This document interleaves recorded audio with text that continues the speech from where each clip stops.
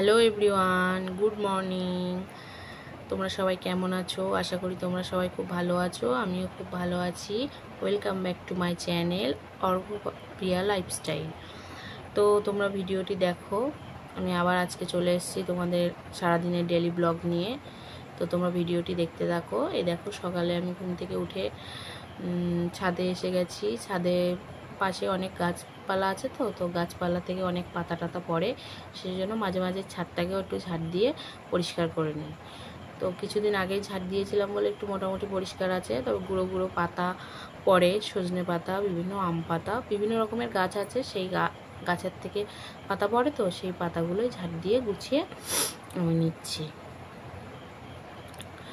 তো তোমরা সবাই আমার পরিবারকে একটু সাপোর্ট করো, সবাই একটু পাশে থাকো, অনেকটা ভালোবাসা দাও। তোমরা অবশ্যই কমেন্ট করে জানাও যে আমার ভিডিও কেমন ভিডিও দেখতে চাও। তোমরা কেউ এখনও কিন্তু খুব কমেন্ট করে জানাওনি যে আমার কেমন ভিডিও তোমরা দেখতে চাও। তার জন্য আমি এই ডেলি ব্লগটাই দিচ্ছি, যে আমি সারাদিনে কি করি সেই তার উপরেই ব্লগটা দিচ্ছি। তো চেষ্টা করব যে এর পরে নেক্সট ভিডিওটা একটু অন্যরকম কিছু করার।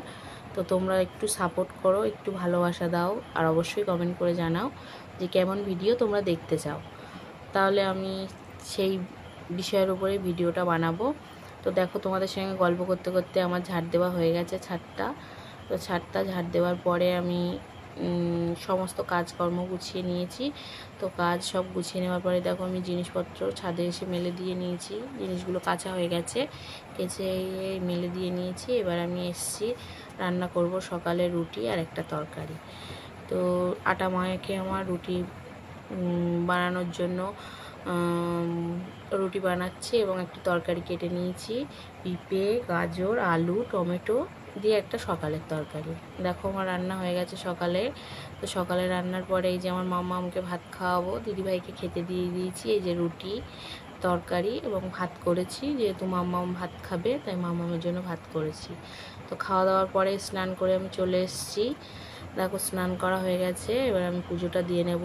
স্নান করে দেখো আমি ঠাকুর ঘরে ঢুকে পুজোটাও দিয়ে নিয়েছি। পুজোটা দেওয়া হয়ে গেছে। পুজোটা দেওয়া হয়ে গেলেই মানে মনে হয় একটা বড় কাজ কমপ্লিট হলো সারাদিনের, স্নান করে পুজো দেওয়া হয়ে গেলে। তারপরে এবার রান্না বান্না করব। তাই দেখো, আমার উনুনেই রান্না করি। তো উনুনেই এই যে উনুন ধরিয়ে দিয়েছি, রান্না করব। তো আমার রান্না কমপ্লিট। আজকে রান্না হয়েছে কচু দিয়ে, পুঁই শাক দিয়ে তেলাপিয়া মাছের ঝোল, কচু পুঁই শাক, আলু আর তেলাপিয়া মাছের ঝোল, আর কাঁকরোল ভাজা। তো তারপরে দেখো, বিকালবেলা একটু রেডি হচ্ছিলাম, কিছু শর্ট ভিডিও বানাবো বলে। তো রেডি হচ্ছি। দেখো, যতই সাজো, মেকআপ করো, সুন্দর শাড়ি পরো, গয়না পরো, যতক্ষণ বিবাহিত মহিলারা সিঁদুর না পরবে ততক্ষণ দেখবে মুখটা খুব একটা ভালো লাগে না। তো এই যে আমার সব পুরো পরিমাণে সাজ কমপ্লিট। একটু ঢং করছি দেখো। তো তারপরে শর্ট ভিডিও বানানোর পরে এই যে আমি চলে এসেছি আবার আমার বিকালের কাজ নিয়ে। তো বিকালে এই যে ঘরদোরগুলো একটু ঘর বাড়িগুলো একটু ঝাড় দিয়ে নেব। তো ঘরদোরগুলো একটু ঝাড় দিয়ে নিচ্ছি। ওই যে দিদিভাইও ঘুম থেকে উঠে মুখ টুক ধুয়ে একটু মাথা টাথা গুলো আঁচড়ে নিয়ে সিঁদুর পড়ছে, আর আমি এদিকে ঘরটা ঝাড় দিচ্ছি আর দিদিভাইয়ের সাথে কথা বলছি।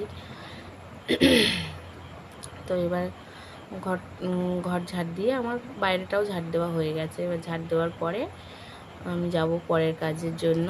তো তোমরা অবশ্যই আমার চ্যানেলটিকে সাবস্ক্রাইব করো আর আমার পাশে থাকো,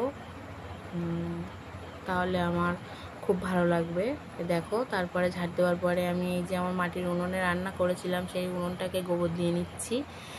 মাটির উনুন তো গোবর দিয়ে রাখলে দেখতে ভালো লাগে। তো সকালবেলা অনেক কাজ করতে দেরি হয়ে যায়, তো ওই জন্য বিকালে যত সম্ভব চেষ্টা করি উনুনটাকে গোবর দিয়ে রেখে দেওয়ার।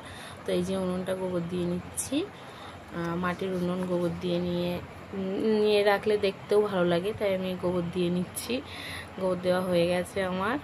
তো দেখো, গোবর দেওয়ার পরে উনুনটাকে কেমন দেখতে লাগছে, ভিজে তো একটু অন্যরকম দেখতে লাগছে, শুকিয়ে গেলে দেখতে খুব ভালো লাগে।